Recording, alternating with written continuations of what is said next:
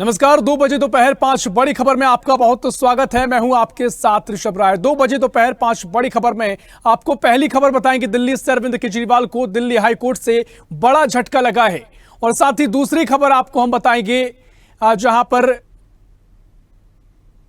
Pro tem speaker से जुड़ी है और जहां राष्ट्रपति मुर्मू ने 7 बार सांसद रहे भर्तृहरि मेहताब को प्रोटेम स्पीकर नियुक्त किया है। और तीसरी बड़ी खबर आपको यूपी से दिखाएंगे, जहां अखिलेश से दगा करने वाले 7 विधायकों की मुश्किलें बढ़ गई हैं। चौथी बड़ी खबर छत्तीसगढ़ से रहेगी, जहां छत्तीसगढ़ में विकास प्राधिकरण का पुनर्गठन होगा। और 5वीं खबर, जहां हरियाणा में एक बार फिर सियासी उलटफेर की खबर सामने आ रही है। तो ये 5 बड़ी खबरें दोपहर 2 बजे की, जहां पहली खबर अरविंद केजरीवाल की राहत पर फिलहाल रोक लगी है। हाईकोर्ट ने कहा है कि आगे जब तक सुनवाई नहीं होगी, जब तक उस फैसले पर रोक लगाई जाए, जो जमानत दी गई उस पर रोक लगाई जाए।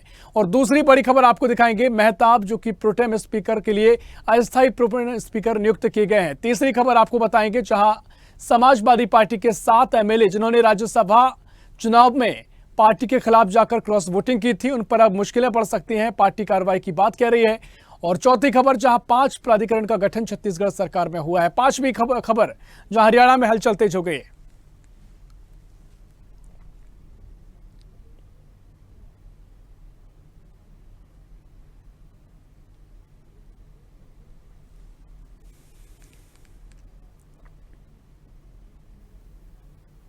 और विस्तार से खबरों की ओर रुख करेंगे, जहां पहली खबर, दिल्ली उत्पाद शुल्क नीति मनी लॉन्ड्रिंग मामले में दिल्ली के सीएम अरविंद केजरीवाल को जमानत देने के ट्रायल कोर्ट के आदेश के खिलाफ ईडी ने दिल्ली उच्च न्यायालय का रुख किया है। और ईडी ने इस मामले को तत्काल सुनवाई की मांग की है। ईडी की याचिका पर सुनवाई के लिए हाईकोर्ट सहमत हो गया है। और ईडी का दावा है कि हमको अरविंद केजरीवाल की जमानत याचिका का विरोध करने का पूरा मौका नहीं दिया गया। क्या इसीलिए निचली अदालत के जमानत के फैसले पर रोक लगाई जाए। हाईकोर्ट की सुनवाई के बाद ही साफ होगा कि अरविंद केजरीवाल आज रिहा होंगे या नहीं। इधर ईडी के केजरीवाल की जमानत के खिलाफ हाईकोर्ट जाने को लेकर कहा कि अभी ट्रायल कोर्ट का आदेश ही नहीं आया, आदेश की कॉपी भी नहीं मिली, तो मोदी की ईडी हाईकोर्ट में किस आदेश को चुनौती देने पहुंच गई। क्या हो रहा है इस देश में, तमाम तरीके से वार पलटवार का सिलसिला देखने को मिला है। लेकिन ये अपडेट आपको दे रहे हैं, जहां अरविंद केजरीवाल की जमानत पर फिलहाल रोक लगती दिखाई दे रही है।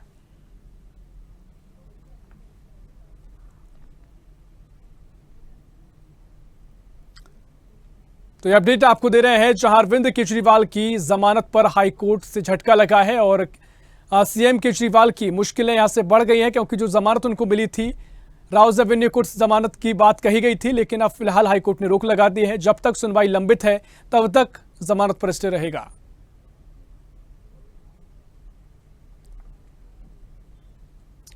तो लगातार दिल्ली में अरविंद केजरीवाल का मामला लगातार तूल पकड़ रहा है। जिस तरीके से वो जेल में बंद है और लगातार इस मामले में हर दिन नए नए अध्याय खुल रहे हैं और नए तरीके से तस्वीरें नजर आ रही हैं।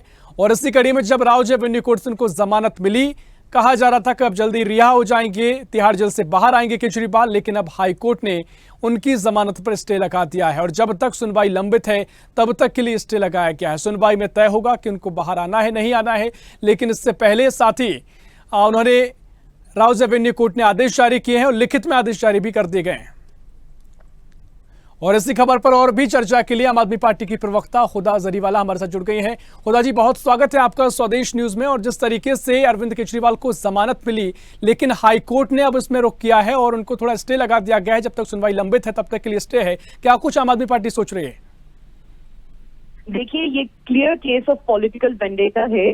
तो अगर इस तरीके से बेल अपोज करनी थी तो उन्होंने पहले क्यों नहीं करी? जब हाई कोर्ट ने अपना बेल ऑर्डर कल प्रोनाउंस कर दिया था, तो ईडी को क्या जरूरत पड़ी थी कि भागे भागे उनको एकदम से इस वक्त क्या आ रहा है कि इंपॉर्टेंट डॉक्यूमेंट्स नहीं प्रेजेंट हुए थे और इस तरीके से मतलब बेल अपोज होनी चाहिए। तो ये तो साफ साफ एक तानाशाही का जो बीजेपी द्वारा ईडी के थ्रू बचाया हुआ है, उससे साफ साफ जाहिर है कि किस तरीके से आम आदमी पार्टी की आवाज को दबाया जा रहा है, किस तरीके से आम आदमी पार्टी। लेकिन हुदा जी, वो कह रहे हैं कि हमें पूरा मौका नहीं मिला विरोध करने का, जो भी हम तथ्य रखते हैं उनका पूरा मौका नहीं दिया गया, इसके चलते वो और सुनवाई आगे थोड़ा समय की मांग उन्होंने की है।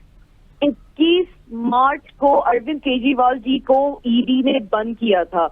उस बात को भी 3 महीने हो चुके हैं। उनको पूरा मौका अभी से नहीं, 3 महीने से इसके पास पूरा मौका है। कौन से ऐसे कागजात है, कौन सी ऐसी चीज है जिसकी वजह से वो इस पॉइंट पे बेल अपोज करना चाह रही है, जबकि हाई कोर्ट ने कल रात को बेल ऑर्डर प्रोनाउंस कर दिया था। आज तक किसी समय अरविंद केजरीवाल जी को छूटना था, सारी आम आदमी पार्टी कार्यकर्ताओं में, नेतागण में, सब में इतनी उत्साह मची थी।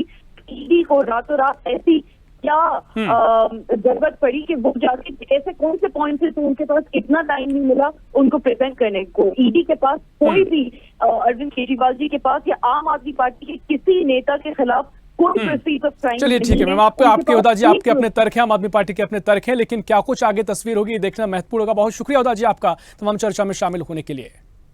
और रुक करेंगे दूसरी बड़ी खबर की ओर, जहां प्रोटेम स्पीकर को लेकर अब लगातार चर्चाएं तेज हो गई हैं, क्योंकि राष्ट्रपति द्रौपदी मुर्मू ने लोकसभा के अस्थायी अध्यक्ष की नियुक्ति कर दी है और ओडिशा से भारतीय जनता पार्टी के सांसद भर्तृहरि मेहताब को लोकसभा सत्र के मद्देनजर इस पद पर नियुक्त किया गया है। अगले स्थायी अध्यक्ष की नियुक्ति तक वे सदन में स्पीकर की सभी जिम्मेदारियां निभाएंगे। भर्तृहरि मेहताब लोकसभा चुनाव में पहले ओडिशा से सांसद चुने गए। आलिया कामकाज के असंतुष्ट होने के कारण पार्टी से इस्तीफा दे दिया था। बीजेपी के टिकट पर 1998 से कटक सीट से 6 बार जीत चुके हैं। मेहताब ने इस बार बीजेपी की ओर से चुनाव लड़ा था। उन्होंने 57,077 वोट से बीजेपी के संतोष मिश्रा को हराया था और अब वो बीजेपी के सांसद हैं और उनको अस्थायी रूप से अध्यक्ष के रूप में नियुक्त किया गया है। ये सुनिश्चित नियुक्ति तब की जाती है जब नियमित स्पीकर का चुनाव नहीं हुआ होता। प्रोटेम स्पीकर का काम निर्वाचित किए गए सदस्यों को शपथ दिलाना होता है।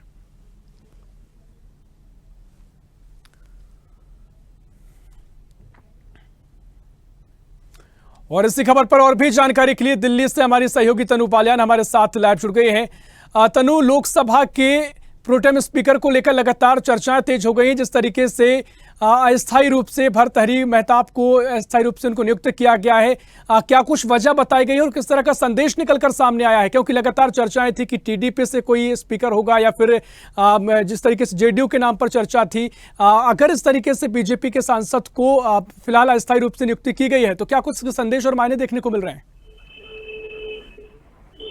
जी बिल्कुल ऋषभ, देखिए जिस तरीके से भर्तृहरि का जो नाम सामने आया है उससे जो है वो सियासत भी गरमाई हुई है। हालांकि राष्ट्रपति द्रौपदी मुर्मू ने अनुच्छेद जो है 95 जो कहता है उसका हवाला दिया है उन्होंने, और ये बात कही है कि अब जो है भर्तृहरि जो है वही शपथ दिलाएंगे और वही प्रोटेम स्पीकर है। लेकिन सियासत गरमा गई है। जयराम रमेश जो है उनका बयान सामने आया है। उन्होंने ये कहा है कि जिनका जो कार्यकाल होता है, जो लंबे समय से जिनका कार्यकाल होता है, जो सांसद होते हैं उनको बनाना चाहिए। ऐसे में उन्होंने 2 नाम भी जो है उन्होंने बताए, लेकिन कह रहे हैं कि 7 बार के जो सांसद हैं उनको बना दिया गया, तो कहीं ना कहीं ये परंपरा के खिलाफ है। लेकिन जिस तरीके से तमाम जो सामने नाम आ रहा था कि जेडीयू के भी जो तरफ से भी कोई हो सकता है स्पीकर और टीडीपी की तरफ से भी हो सकता है, लगातार प्रयासों का दौर चल रहा था। लेकिन अब जिस तरीके से प्रोटेम स्पीकर जो बनाया गया है तो उससे जो है सियासी गलियारों में हलचल बहुत तेज हो गई है और तमाम बयानबाजी का दौर शुरू हो गया है। तो कहीं ना कहीं जिस तरीके से कयास है उस पर विराम लग गया है और अब वही शपथ दिलाएंगे और अपनी जिम्मेदारी वो निभाएंगे जब तक स्पीकर की नियुक्ति ऋषभ नहीं हो जाती है। निश्चित तौर पर देखना बड़ा महत्वपूर्ण होगा क्या कुछ आगे की सियासी तस्वीर नजर आएगी। पर बहुत शुक्रिया आपका तमाम जानकारी साझा करने के लिए।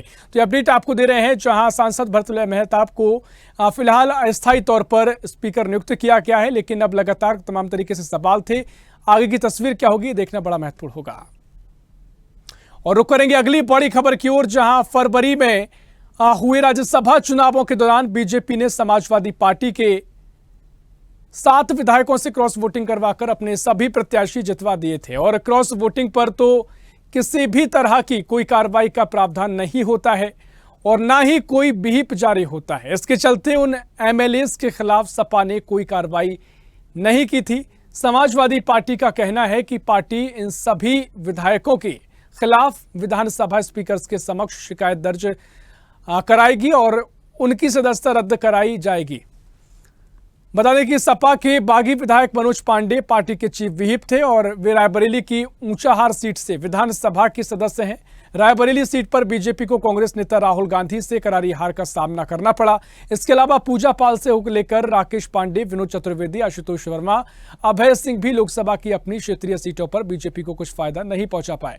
चुनाव नतीजों के बाद से बीजेपी इन विधायकों से दूरी बनाए हुए है, जबकि इनके खिलाफ अब एसपी बड़ा एक्शन यानी समाजवादी बड़ा एक्शन ले सकती है। और सुप्रीमो अखिलेश यादव ने पहले ही इन विधायकों को लेकर कहा था कि धोखा देने वालों को किसी भी कीमत में माफी नहीं दी जाएगी।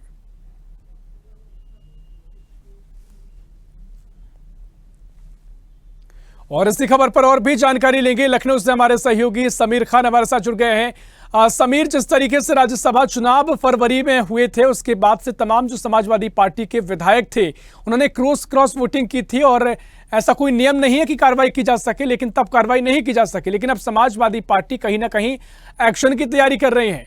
क्या कुछ समाजवादी पार्टी की आगे की योजना है और क्या कुछ तस्वीर फिलहाल नजर आ रही है? अखिलेश यादव उन्होंने कहा कि हम विधानसभा अध्यक्ष को चिट्ठी लिखेंगे और इनको इनकी विधानसभा रद्द कराने के लिए मांग करेंगे, क्योंकि इन लोगों ने समाजवादी पार्टी धोखा चलते समाजवादी पार्टी सभी समाजवादी पार्टी के 3 राज्यसभा सांसद होने थे, जिसके चलते 2 ही राज्यसभा सांसद हो पाए थे और संजय सेठ को इन लोगों ने क्रॉस में वोट देके भाजपा को जिता दिया था, क्योंकि 10 सीटें खाली हुई थी, जिसमें से समाजवादी पार्टी ने 3 प्रत्याशी उतारे थे और 7 पर भारतीय जनता पार्टी ने उतारे थे। लेकिन इनके क्रॉस वोट करने से संजय सेठ जो 8वें प्रत्याशी घोषित हुए थे वो कहीं ना कहीं जीत गए और समाजवादी पार्टी का 1 प्रत्याशी हार गया और 2 जीते। तो इसलिए समाजवादी पार्टी नाराज हो गई थी। इसके चलते लोकसभा चुनाव में भी समाजवादी पार्टी के अध्यक्ष अखिलेश यादव लगातार बड़े कार्यक्रम में भी ये बयान दे रहे थे कि जो गद्दार हैं, जिन्होंने हमारे साथ गद्दारी की है, उनको किसी प्रकार से पार्टी नहीं लेंगे और ये भी कहा था कि जो ज्वाइन कराने की कोशिश करेगा उसको भी पार्टी से निकाल देंगे। तो कहीं ना कहीं उनका तेवर सख्त दिखाई दे रहे हैं, इसलिए उन्होंने लगातार इनको ना लेने का फैसला किया और ये भी कहा कि 2027 में जनता 2027 के चुनाव में इस बार जनता जो है इन सभी बागी विधायकों को सबक सिखाने का काम करेगी, क्योंकि समाजवादी पार्टी के सिंबल पर इनको जनता चुना था, ना कि इनको पर चुना था। कि समाजवादी पार्टी पे काफी भरोसा जताती है, चाहे अगर हम राकेश प्रताप सिंह की बात कर लें या मनोज पांडे की बात कर लें या अभय सिंह की बात कर लें, ये बेहद करीबी अखिलेश यादव के माने जाते हैं। जी निश्चित तौर पर देखना महत्वपूर्ण होगा क्या कुछ तस्वीर आगे नजर आएगी, पार्टी की क्या कुछ आगे की कहे की योजना रहेगी, क्या कुछ रणनीति रहेगी। फिलहाल बहुत शुक्रिया आपका तमाम जानकारी साझा करने के लिए। तो रुक करेंगे अब अगली खबर की ओर, जहां हरियाणा में लगातार सियासत गरमाई हुई है। लोकसभा की 10 में से 5 सीटें जीतकर उत्साहित कांग्रेस लगातार बीजेपी पर हमला बोल रही है और कांग्रेस लगातार ये कह रही है कि हरियाणा की नायब सिंह सैनी सरकार पर बहुमत नहीं है, उसे नैतिक आधार पर इस्तीफा दे देना चाहिए।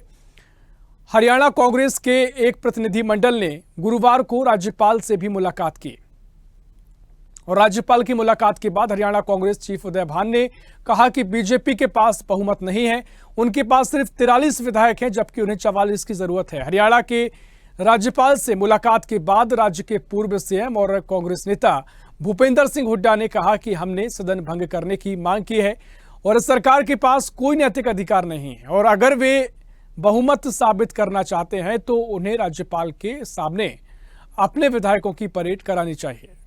तमाम तरीके से सियासत गरमाई है, वार पलटवार का सिलसिला भी देखने को मिल रहा है, लेकिन कांग्रेस कह रही है कि बहुमत सरकार के पास नहीं है और एक प्रतिनिधिमंडल ने राज्यपाल से मुलाकात भी की है। और एक बार फिर हरियाणा में सियासत गरमाई हुई दिखाई दे रही है। राज्यपाल जी की विधानसभा भंग करने की मांग की गई है। हरियाणा सरकार के पास कोई भी नैतिक अधिकार नहीं है, ये बातें कही गई हैं। हरियाणा में एक बार फिर से सियासी उलटफेर देखने को मिल रहा है, क्योंकि जिस तरीके से कांग्रेस हमलावर है और लगातार ये सवाल कांग्रेस उठा रही है। और इसी खबर पर और भी जानकारी के लिए जिनसे हमारे सहयोगी संजय कुमार हमारे साथ लाइव जुड़ गए हैं। संजय, जिस तरीके से लगातार सियासत हमने देखा हरियाणा में गरमाई हुई है, फिलहाल कांग्रेस कह रही है कि हरियाणा में जो बीजेपी की सरकार है उसके पास बहुमत नहीं है और तमाम तरीके से प्रतिनिधिमंडल ने राज्यपाल से मुलाकात भी की है। क्या कुछ चर्चा है, क्या तस्वीर नजर आ रही है? बड़ा बदलाव करने की स्थिति में है कांग्रेस और जैसे ही लोकसभा चुनाव में उनकी 10 में से 5 सीटें आई हैं तो कांग्रेस में हौसला है, जोश है, जुनून है और इसी को लेकर उन्होंने राज्यपाल से मुलाकात की उनके प्रतिनिधिमंडल ने। और आज के कल में भूपेंद्र सिंह हुड्डा जेल में आने वाले हैं और अपने जो कार्यकर्ता हैं, जो एमपीज हैं, उनके साथ मुलाकात करेंगे और कार्यकर्ताओं से रणनीति बनाकर किस तरीके से भाजपा को घेरने का काम करेंगे। बिल्कुल देखिए, लेकिन क्या कुछ समीकरण दिखाई दे रहे हैं, क्योंकि लगातार जो नंबर्स की चर्चा है वो काफी चर्चा का विषय से पहले भी बने। फिलहाल स्थिति क्या नजर आ रही है, क्या आगामी समय में कोई उलटफेर हो सकता है? जी बिल्कुल, बाकी जींद के साथ साथ जैसे रोहतक है और आपका सोनीपत है, इसमें से जो एमपीज आए हैं और आपका शैलजा जो है हालांकि इनके अलग गुट से मानी जाती है, लेकिन भूपेंद्र हुड्डा और सतपाल ब्रह्मचारी की सीटें आने के बावजूद इनमें काफी जोश है कि भी जो टिकटें उनका जो आवरण, जो टिकटों का जो बंटवारा हुड्डा साहब ने करवाया था, तो उसमें कहीं ना कहीं उनको लगता है कि उनका जो खेमा है निश्चित तौर पर देखना महत्वपूर्ण होगा क्या कुछ आगे की तस्वीर नजर आएगी। फिलहाल बहुत शुक्रिया संजय आपका तमाम जानकारी साझा करने के लिए। तो हरियाणा में लगातार सियासी उलटफेर की कयास लगाए जा रहे हैं, लेकिन लगातार देखना महत्वपूर्ण होगा जो कयास लगाए गए हैं आगे क्या तस्वीर नजर आएगी। 5 बड़ी खबरें हमने आपको बताई। जहां अरविंद केजरीवाल की मुश्किल बढ़ती नजर आई है, वहां उत्तर प्रदेश में सपा अपने विधायकों पर कार्रवाई करने के मूड में है। इसके अलावा छत्तीसगढ़ में तमाम विकास कार्यों को रफ्तार मिलेगी कि पुनर्गठन किए गए हैं, और हरियाणा में भी लगातार सियासत गरमाई हुई है। फिलहाल के लिए 2 बजे दोपहर 5 बड़ी खबर में इतना ही। देश प्रदेश की और भी खबरों के लिए देखते रहिए स्वदेश न्यूज, सबसे पहले देश।